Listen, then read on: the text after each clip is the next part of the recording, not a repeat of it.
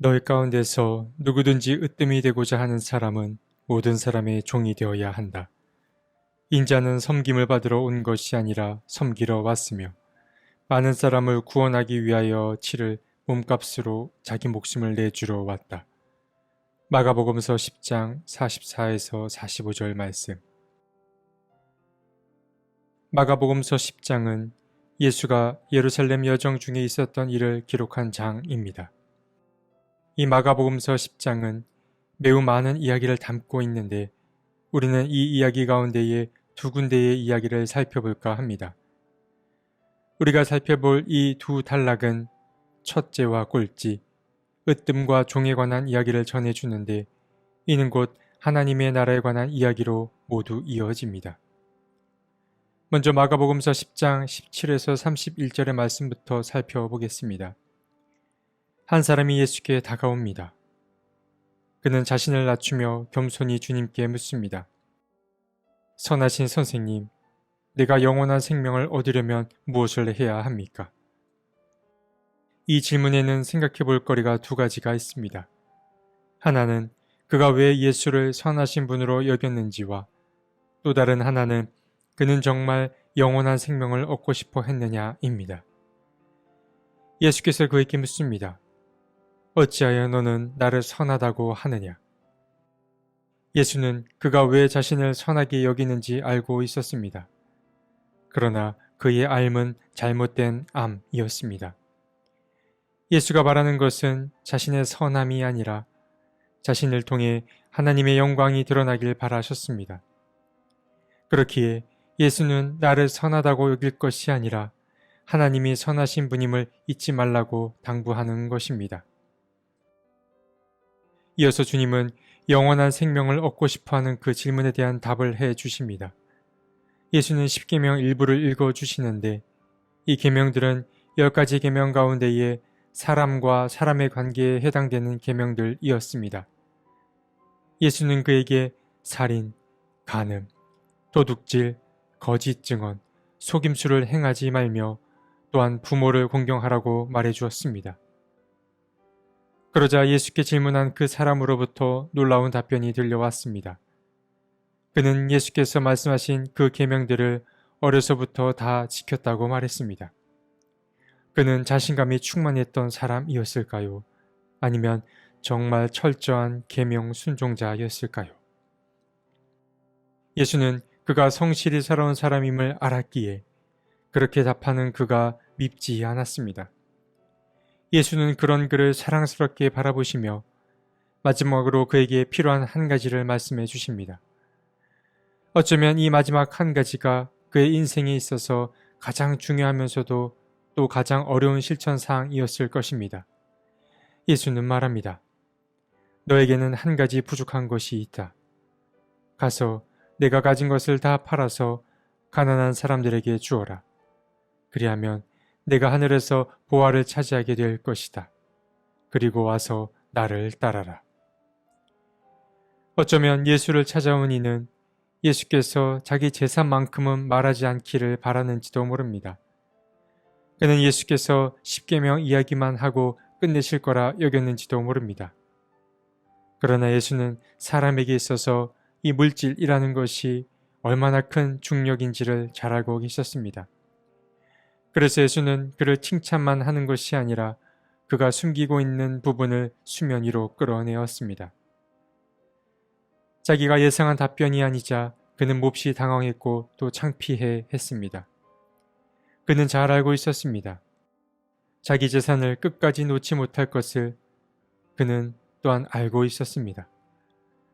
그래서 그는 예수가 있는 곳으로부터 도망치고 싶었습니다. 숨고 싶었습니다. 그래서 그는 근심하며 그 자리를 떠나갔습니다. 예수는 이제 제자들에게 눈을 돌리십니다. 그리고 이 상황을 지켜보던 제자들에게 말씀하십니다. 재산을 가진 사람은 하나님의 나라에 들어가기가 참으로 어렵다. 예수가 말한 하나님의 나라는 자기 재산과는 어울리는 곳이 아니었습니다. 그런데 이어서 예수는 하나님의 나라가 가진 특성에 관해 말씀하시는데 예수는 말하기를 이 사람들아 하나님의 나라에 들어가기는 참으로 어렵다 라고 말씀하셨습니다. 예수는 재산 이야기로 말씀을 시작하셨지만 궁극적으로 말하고자 하시는 것은 바로 하나님 나라에 들어가는 것의 일반적인 어려움이었습니다. 제자들은 혼란스러웠습니다. 그럼 대체 누가 하나님의 나라에 들어갈 수 있는 것일까요? 제자들은 서로에게 묻습니다. 그렇다면 누가 구원을 받을 수 있겠는가? 예수는 그 물음에 답하십니다. 사람에게는 불가능한 일이나 하나님은 모든 일이 가능하다라고 말씀하셨습니다. 사람에게는 불가능하나 하나님께는 그렇지 않다. 하나님께는 모든 일이 가능하다라고 말씀하셨습니다. 예수는 이 구원이라는 것이 사람의 영역이 아니라 하나님의 영역임을 말하고 있는 것입니다. 이야기를 듣고 있던 베드로가 불안한 마음에 묻습니다. 예수를 믿고 따른다는 자신들 또한 구원의 확신에 대해 흔들리고 있었기 때문입니다. 베드로는 자신을 변호합니다. 자신들이 예수를 따르고자 얼마나 큰 모험을 감행했었는지를 그에게 알려주었습니다. 보십시오. 우리는 모든 것을 버리고 선생님을 따라왔습니다. 예수는 제자들이 어떤 선택을 했는지를 모르지 않았습니다. 그래서 예수는 이 사실을 잘 알고 있었기에 그들을 위로하듯 이렇게 말합니다. 내가 진정으로 너희에게 말한다. 나를 위하여 또 복음을 위하여 집이나 형제나 자매나 어머니나 아버지나 자녀나 논밭을 버린 사람은 지금 이 세상에서는 박해도 받겠지만 집과 형제와 자매와 어머니와 자녀와 논밭을 100배나 받을 것이고 오는 세상에서는 영원한 생명을 받을 것이다. 예수는 자신을 따를 때 박해를 받겠지만 보상이 없진 않음을 알려주었습니다. 그리고 이러한 모든 말을 요약하듯 마지막으로 이렇게 말씀하십니다. 그러나 첫째가 꼴찌가 되고 꼴찌가 첫째가 되는 사람이 많을 것이다. 예수께서는 자신을 따를 때 분명 어려움을 만나겠지만 이 지상에서의 보상이 없는 것은 아님을 일러주었습니다. 그러나 그보다 더 중요한 선물이 있음을 또한 알려주었습니다. 제자들은 하나님의 나라에서 영원한 생명을 선물로 받게 될 것입니다. 영원한 생명이란 죽음 이후에 오는 생명을 뜻합니다. 그러나 여기서 중요한 사실은 영원한 생명이란 죽지 않고 영원히 사는 것을 뜻한다 라기보다는 생명의 창조자이신 하나님의 세계로 들어가게 됨을 뜻한다라고 볼 수 있습니다. 그러니까 예수 따름의 보상은 하나님이 계신 영원한 시간 속으로 들어감을 뜻하는 것입니다. 영원한 생명은 많은 재산과 어울리지 않습니다. 영원한 생명은 재산과 어울릴 수 없습니다. 구원은 가벼움과 관련된 것이고 재산은 무거움과 관련된 것이기 때문에 그러합니다. 많은 재산은 발목을 땅에 묶어둡니다. 그렇기에 부자가 하나님의 나라에 들어가기란 낙타가 바늘귀로 들어가는 것보다 어려울 수 있습니다. 하나님 나라의 문 앞에 서면 이 땅의 많은 것들은 전복을 경험하게 될 것입니다. 마가복음서 10장 35에서 45절에도 이와 비슷한 이야기가 등장합니다. 이번에는 예수의 제자 가운데에 두 명이 등장합니다. 하나는 야고보이고 다른 하나는 요한입니다. 그들은 예수께 다가와 다짜고짜 청합니다. 자신들의 요구를 들어달라고 말입니다. 예수는 그들의 요구를 궁금해하며 그들의 이야기를 들어줍니다. 두 제자는 말합니다. 선생님께서 영광을 받으실 때에 하나는 선생님의 오른쪽에 하나는 선생님의 왼쪽에 앉게 하여 주십시오. 두 사람은 예수께 좋은 자리를 청했습니다. 물론 그 자리라는 것이 이 땅 위에서 받기를 바라는 그런 자리는 아니었습니다. 그들은 하늘에서 보상받기를 바랐습니다. 예수는 그들의 요구를 그리 나쁘게 여기지 않았습니다. 다만 예수는 안타까울 따름이었습니다. 그 자리에 앉기 위해서는 엄청난 수고가 뒤따라야 했기 때문입니다. 그것은 자기 한계를 초월해야 하는 것이기도 했습니다. 그래서 예수는 말합니다. 너희는 너희가 구하는 것이 무엇인지를 모르고 있다. 내가 마시는 잔을 너희가 마실 수 있고 내가 받는 세례를 너희가 받을 수 있느냐. 예수가 마시는 잔은 진노의 잔입니다. 사람들은 자기 중심적인 삶 때문에 하나님으로부터 멀어졌습니다. 하나님은 멈추지 않는 사람들의 이 이기심 때문에 심판의 팔을 높이 드셨습니다. 하나님은 심판을 통해 이 세상을 바로잡길 바라셨습니다. 그래서 사람들은 하나님의 진노가 담긴 그의 팔에 심판을 받아야 했습니다. 그러나 예수께서는 저마다 마셔야 하는 이 진노의 잔을 대신 마시겠다 말씀하십니다.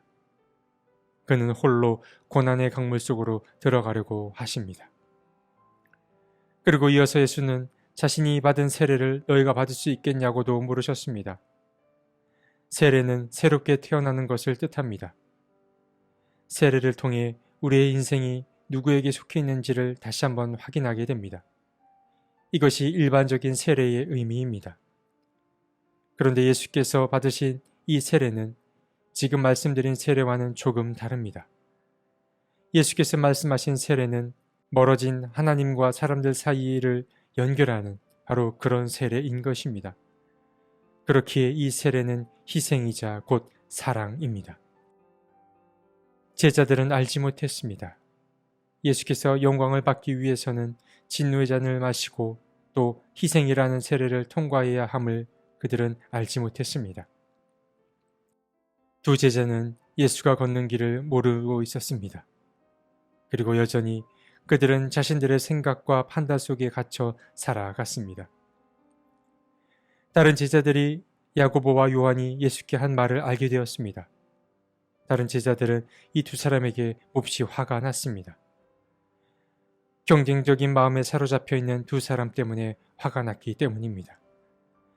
예수는 이들의 상황을 지켜보다가 다음과 같은 말을 덧붙이십니다.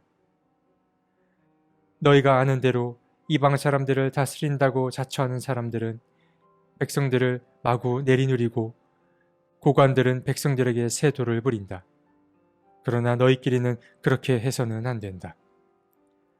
그러고 나서 말씀하시기를 너희 가운데서 누구든지 위대하게 되고자 하는 사람은 너희를 섬기는 사람이 되어야 하고 너희 가운데서 누구든지 으뜸이 되고자 하는 사람은 모든 사람의 종이 되어야 한다. 인자는 섬김을 받으러 온 것이 아니라 섬기러 왔으며 많은 사람을 구원하기 위하여 치를 몸값으로 자기 목숨을 내주러 왔다. 예수는 다시 한 번 더 전복에 관해 말씀하셨습니다. 하나님의 나라는 모든 것을 달리 생각하는 사람만이 들어갈 수 있는 곳임을 다시 한 번 더 깨닫게 됩니다. 하나님의 나라는 이 땅의 수치가 뒤바뀐 것을 경험한 자만이 들어갈 수 있는 곳입니다. 위대하게 되고자 하는 사람은 섬기는 사람이 되어야 하고 으뜸이 되고자 하는 사람은 모든 사람의 종이 되어야만 합니다. 예수께서 이 땅에 오신 이유가 섬김을 받으려는 것이 아니라 섬기기 위해 온 것이기 때문입니다. 하나님의 말씀은 우리를 불편하게 만듭니다. 우리는 많이 가질수록 더 좋아하고 높은 곳에 오를수록 더 만족해야 합니다. 그러나 주님은 그러한 자는 하나님의 나라와 먼 곳에 있는 자임을 알려주었습니다. 많은 것이 주는 기쁨과 높은 곳이 주는 만족에는 한계가 있습니다. 그 사실을 잘 아는 주님은 허무뿐인 그 목표에서 내려오길 바라십니다. 날마다 우리를 더 깊고 더 넓은 곳으로 초대하시는 주님 앞에 아멘으로 응답하는 우리 모두가 되었으면 좋겠습니다. 하나님, 우리의 욕심이 끝이 없습니다. 그리고 그것이 욕심임을 잘 알면서도 쉽게 그곳에서 내려오질 못합니다. 주님, 우리의 약함을 긍휼히 여겨주시고 우리가 주님 안에서 더 의미 있고 더 기쁨이 넘치는 선택을 할 수 있게 도와주옵소서. 아멘.